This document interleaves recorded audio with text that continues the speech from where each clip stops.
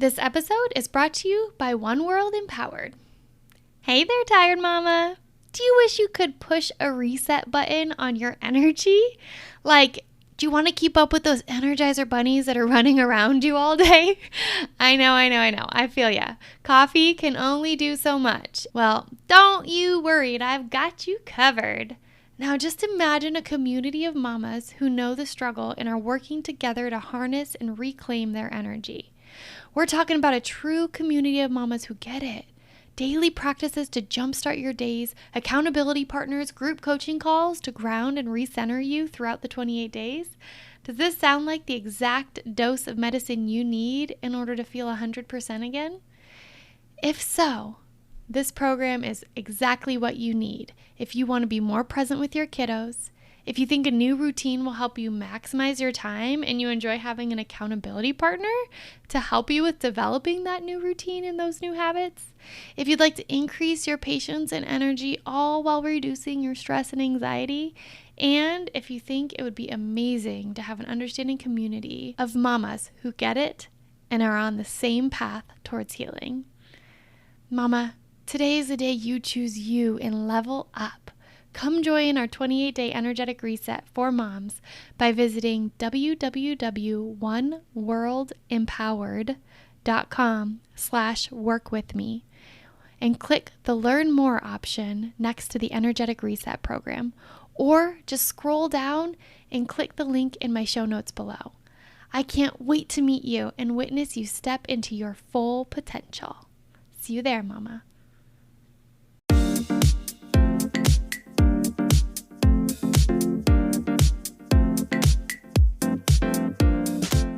You're listening to the Empowered to Heal podcast. I'm your host, Dina T, and I'm so excited to take you on a journey through stories of everyday experts as we share the ways we've harnessed the power inside us to improve the quality of our lives and the health of our minds.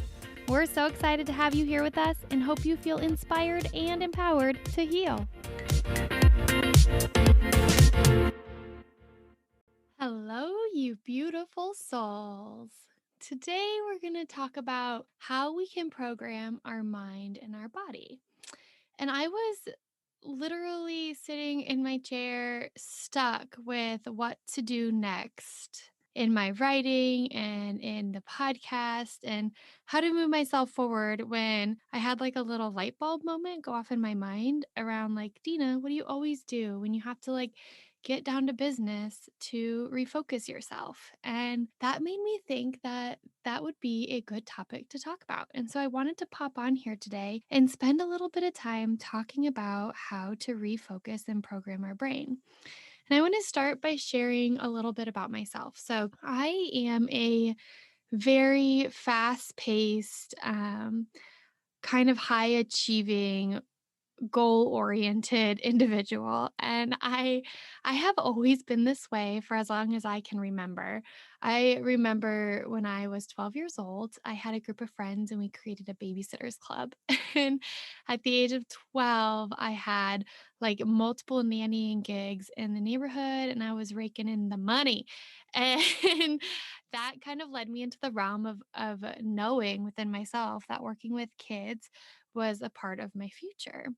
And from there, I went to like a babysitter's class, and just started getting as much of training and insight as I could wrap my hands around to understand little minds better and how to structure a day with littles. And so I then became a day camp counselor after going through like a counselor and training series at like a local YMCA program. And from there, I was like, I want to be a summer camp counselor. And so I joined the counselor and training program there that my sister had gone through. And my sister, her name's Alicia, she's like 2.5 years older than me. And growing up, she was like the person that I wanted to be like the most in the world and the person that drove me nuts the most in the world. I'm sure many people can relate to that. But she had done like a Wranglers in training and counselor and training program. And I was like, ooh, like I want to do counselor and training program. And so I did that for a summer and we went on like a big camping trip that was like a couple weeks long, came back and practiced our skills that we learned. And then the next year I was a junior counselor. And so I did these things on my like off times from going to school. And then from I want to say I was a freshman in high school, and this was probably before my counselor and training trip, but I got really involved with after school clubs. And I dabbled and tried out photography club, and I wasn't really feeling that. And I had a friend who was in photography club, and she was like bomb.com. People don't say that anymore, but I will. And so I was like, no, that's not really for me. And then I had a friend who was like, you have got to try signing up for construction crew for theater. And I was like, what even is that? And so I did. I signed up for the freshman year musical, and absolutely loved it. I love the opportunity to build and create things and work on the stage, setting up different scenes in between like scenes when it would go black on stage. We'd go and we'd do a set change. And it was like exhilarating. It was exhilarating being a part of a team, exhilarating being a part of something bigger than me and creating beautiful visuals that kind of painted a picture and held the scenes for the actors on stage. And I did that for the rest of high school until I think it was like my last semester of senior year.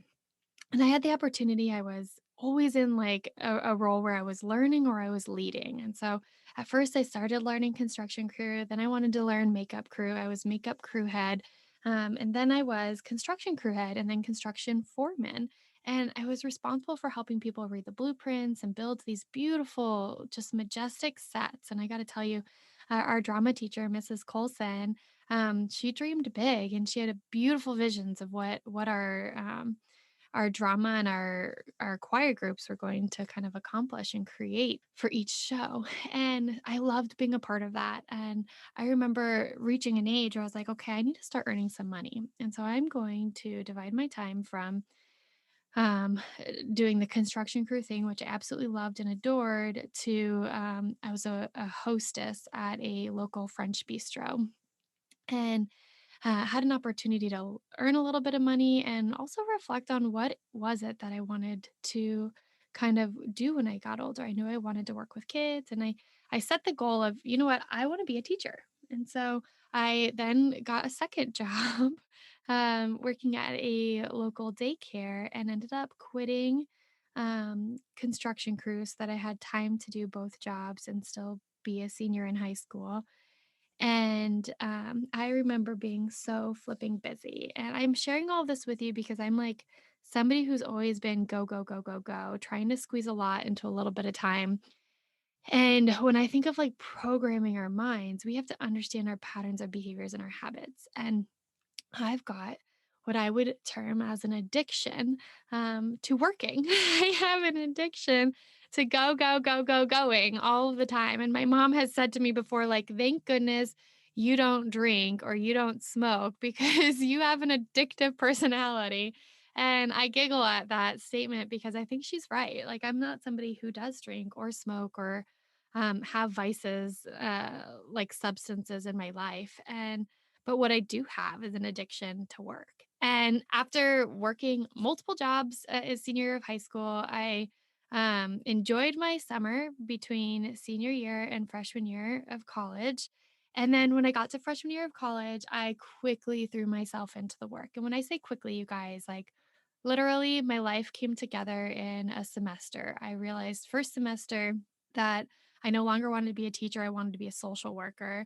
I had a taste of what it was like to participate in working with communities that really pulled on my heartstrings, like working with the homeless and like the homeless shelters and the hungry. And I met my love. I met my husband like freshman year of college. It was our weekend before freshman year of college at the block party. And it was like all within that first semester, like my life started coming together in really big ways. And I realized I was going to change my track of studies that second semester to social work. And I jumped and I did it so fast. And I want to tell you guys how much of an addictive personality I have. And you could like qualify this as like really cool and healthy and go getter, or you could like stick it in the column of like, dang, Dina, that's a bit much. But I put my nose to the grindstone and freshman year of college, I changed my major that second semester to social work, and I studied social work intensely. I took more courses and credits than a typical full-time student would take. I took summer classes and winter classes, and I was also like left to be a nanny in Germany for a summer, and I like jam packed my life full. And I started college in 2007, and then I graduated with my bachelor's in 2010. So within 3 years, I got my bachelor's in social work, and I applied and got accepted to an accelerated master's program. And so by the time I started my master's program, I wasn't old enough to drink alcohol yet. I was very young. And then I graduated with my master's at the age of 21 and jumped into finding a career. And when I found my career and started working, it was a couple months after I graduated. I held down a job with my husband for a little bit at his parents' like executive office suites, and then jumped into child and family support services where I worked for like 10 years. And I share all of this with you because I literally like I feel like I've lived so much life so fast in the realm of achievements and work. And I reflect on like how did I program myself to achieve? How did I program myself to be high achieving? Once I started my work at Child and Family Support Services, I had multiple job changes and leadership positions and just opportunity for growth. And I always felt like it was like this serendipitous like flow with what I did and what the opportunities that presented themselves next. And when I sit back and reflect more consciously around it, I think the flow was there because it felt like it was meant to be, but the hard work was behind it. And I wonder how I got my brain to be in the zone so frequently. And this morning I was like, all right, guys, this is like day 2 of week 1 of not working at Child and Family Support Services anymore and doing my own thing and running this podcast and building my own business. And day 2 of week 1, where I'm solely doing this, and I mean, I've been working on this for a few months, but I'm solely doing this now. And I'm sitting there like a bump on a log in my brain, right? Probably not kind to talk to myself in that manner, but I'm sitting there like, I want to binge watch TV shows. I don't want to be productive. I want to be productive and I want to do things, but I'm tired. And I've always been a go, go, go person. And when do I get to rest? And like those thoughts started creeping in. And I don't think I'm the only person who ends up having those thoughts. There's so many people in this world that work nonstop and work multiple jobs and have a busy lifestyle and they go, go, go, go, go. And they often feel like they can't fit themselves in.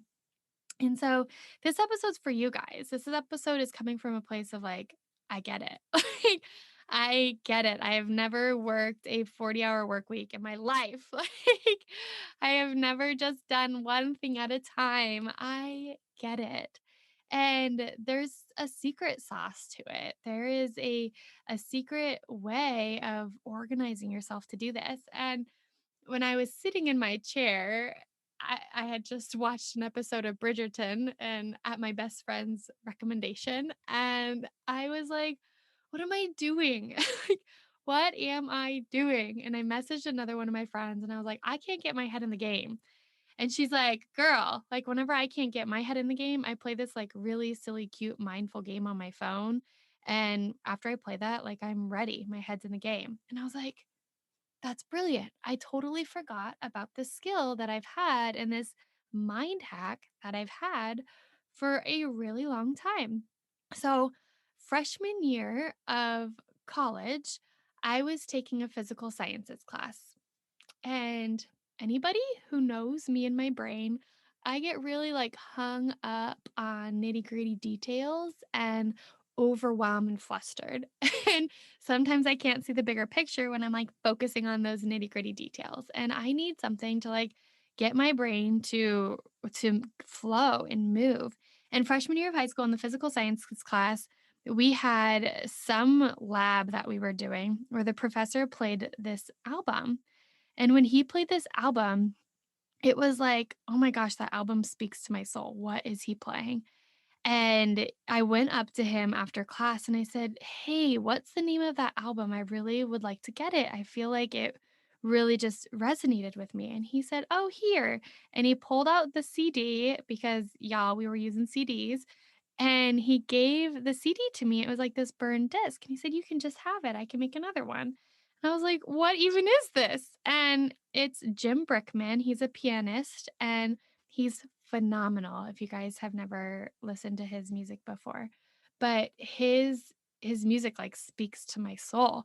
And I remember bringing it home and sticking it into, well, bringing it to the dorm and sticking it into my computer and like completely absorbing myself in his classical music. And it was like this moving, hyper focusing, beautiful music. You guys, I did it up. Like my roommate, God bless her soul, Brooke, I love you to pieces. She tolerated this. I would play that all of the time. I started playing it while we slept. I would play it during every paper that we wrote and it became like my focus music. And that got me through literally every paper, every midterm study. In my graduate studies, I wrote like 100+ page paper because of that dang CD that I would play on repeat in my career as I'm writing assessments and like these big compounded, like huge documents that I would create and do research around, it was with this music playing in the background. And so I'm sitting there today and I was like, oh my goodness, thank you, Lauren, for texting me about your silly game because now I remember, I remember my Jim Brickman album. And I pulled out my Jim Brickman album on my laptop now because I'm with the times. I pressed play and like just like that, first song plays and my brain's like, "Huh." And I didn't even have to finish the first song, you guys. Not even the first song before I was inspired and I was focused and I started jotting down ideas of things I wanted to share with you guys. And that's where this episode has come from is really talking about like how do we train our brain to be able to hack it and focus when we need to focus and get with it when we need to get with it, not in the way of forcing ourselves to be unhealthy and an addiction with work or accomplishments or achievements.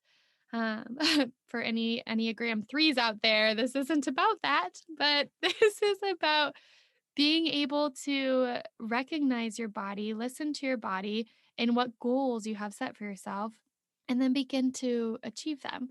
And my other friend, Robin, had y'all, she was in a previous podcast. She's brilliant and beautiful, and her soul is just epic. Y'all need to know her if you don't know her. But she posted on her Pen and Quill Instagram account a story about studying her Enneagram number. She's an Enneagram 9, and we could talk about Enneagrams in another episode, but it's a personality type test. She's a peacemaker and she struggles with setting goals, and she'll like set a goal and then the next day she shares in her story how the next day she's like, nope, nope, like not a thing anymore. Don't want to work on that goal. Like lost it, moving on to the next. And she struggles with like keeping up with that. And I got to reflecting on like, okay, me living a busy lifestyle and always focusing on the next thing, doing multiple things at once. Like I am very goal oriented, but I feel like my goals are like big picture dreams and I kind of fumble my way through them to get to them. I'm not like organized in the manner of like, let's break down every single little task. Um, what gets me there is programming my mind to sink into myself and to find comfort within myself and be with myself so that I can follow my intuition. And intuition is a beautiful thing, you guys. Once you can tap into it, you know what you need to do next. You know when you need to jump, you know when you need to do something out of your comfort zone, you know when you need to learn a new skill. You kind of put yourself out there. And by using your intuition and the laws of attraction and visualization, you can manifest this next step for you. And much of my life is doing that. It's manifesting my next step, but it's not just living in some land of energy. It's living in the land of like a lot of hard work and dedication too. I really wanted to come to you guys to talk about some key things that I feel like support us in achieving our goals and programming our minds so that we can get there. And the first thing that I think is important to talk about that's worked for me is go ahead and find something. Find something in your life that gives you a reset or that makes you feel this sense of like connection with yourself. And that could be a meditation, a mantra that you say. It could be a song or music, like it is for me. It might be a game, like it is for my friend Lauren. It could be drawing something or journaling for a moment or stretching and moving your body. Whatever it is that gets you into kind of your zone of focus, do that thing and do that thing religiously. Create a habit out of it so that your subconscious starts to take over and it starts to be a part of who you are. And then when you do that thing, it shifts your brain automatically for you into that next step, that movement that you need in order to have the momentum or the courage or the brain space to even think of that next step. And then the next thing that I would really encourage you guys to do is don't get hung up on the little details like I do. And good Lord, my husband would be like, "What? Like you're the pot calling the kettle black." Like, what do you mean by that? And I truly mean that the details are the things that will slow us down, but in hindsight, in the big picture of things, it's not always the details that matter. I think it's putting your heart out there and following your intuition and your passions that matter. And the details will slowly start making sense as you go. And if there's pivotal, like important details that you just are completely like you can't live without before moving forward, find the way and the time to invest in focusing on them with grace. So I will be the first person to admit that giving myself grace is hella hard. And I've spent multiple years with that mantra and that word being my word to get me through and learn like grace, right? Like it's some sort of quote unquote destination. It ain't, but give yourself grace. And if you can't do it, ask for help. And there's like some craziness in this world that's like, oh, you're going to be an entrepreneur. You need to know how to do everything. You literally need to be like, you got to do what you're passionate about and make it good. And you've got to be your own marketer and your own, like, I don't know what you call the people who have jobs of I don't know, engineering your own websites and graphic design and like you have to know what the people want and how to give it to them and be timely about it and learn sound engineering on top of like practicing speaking to a microphone to yourself in your closet to create a podcast. And there's all of these like little extra nuances. And then when you sit down and you say, okay, what's imperative? What do I have to do? What are the little things that really do matter and what aren't? You get clarity. And then from the woodwork, help comes, right? Like help in the form of my husband, who, bless his beautiful soul, he's got this intelligent, I don't know, technology brain and business mind that I was not blessed with at all. And my dear friend Kat, who's got this sound engineering background, who loves like editing podcasts and music. And my darling friends, Brooke and Robin and Nikki, who are talented in social media and marketing and graphic design. And my parent and my dad and my mom around graphic design and proofreading, and my sister around photography, all things that I didn't in the beginning see as opportunities for help and support. I took it all on myself first. And once I stopped letting the little things own me, or I started talking about the little things and what they were doing to me, like help came out of the woodwork. And so program your mind, A, like, I mean, this isn't linear, but do it. Find a way to have a transitional activity that you do regularly that helps program your subconscious. B, or the next thing would be don't sweat the little things and watch your support system come out of the woodwork because they're out there, right? You just have to open your eyes to see it. C, or the next thing would be to never give up. It's going to be hard and you're going to have down days. You're going to have days where you feel like the world is caving in or things are toppling on top of you. You're going to have days where it feels like it takes you forever to do one simple task, and it might make you feel like your end goal is not achievable. You're going to have days where you're comparing yourself to other people and trying to assess or maybe second guessing if your vision and your dream is worth it, or if it's going to be good enough, or if it's going to make the difference you want it to make, if it's going to manifest what you want it to manifest in your life. There's going to be those days, but never give up. And I'm trying to instill this in my son. I tell him, like, we can do hard things, never give up. When he gets frustrated on something simple like zipping up his jacket, I know it's really hard, but never give up. Just keep trying. Never give up. Just keep trying. Right? Until he says that to me when I'm doing something hard. He says, Mama, never give up. Just keep trying. I'm going to program that into his little mind. And I think having mantras and having sayings that we tell ourselves to not give up and just keep trying. We're going to hit roadblocks and we're going to face barriers and we're going to feel discouraged and we're going to second guess ourselves, but you're worth it. It is all worth it. Program your mind to never give up and just keep trying. So, those are my top 3 tips for getting your mind and your head in the space that you need to chase your goals and your dreams and organize your thoughts, or even just accomplish something that's daunting or maybe undesirable, right? Those are my top 3 things. Have a transitional activity that works for you. For me, it's music. Jim Brickman, to be exact. Look him up. He's epic. 2, don't sweat the small things and let your support system come out of the woodwork. And 3, never give up. Just keep trying. You're worth it.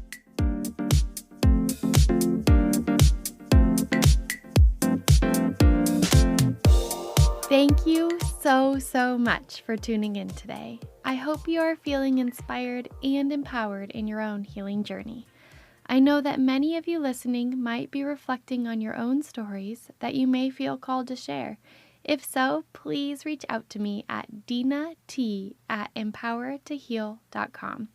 That's DENAT@empower2heal.com.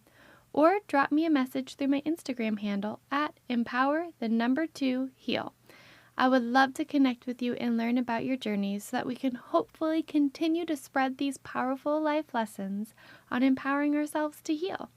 My contacts will also be linked in the show notes below so that you can easily find me. We are so eager to start a movement in showcasing the many ways we can heal. And you can be part of this movement too by capturing images and tagging them #empower2heal on Instagram. We look forward to seeing all the ways that you are empowered to heal. I love you, beautiful souls, and thank you so much. Please be sure to subscribe, like, and review.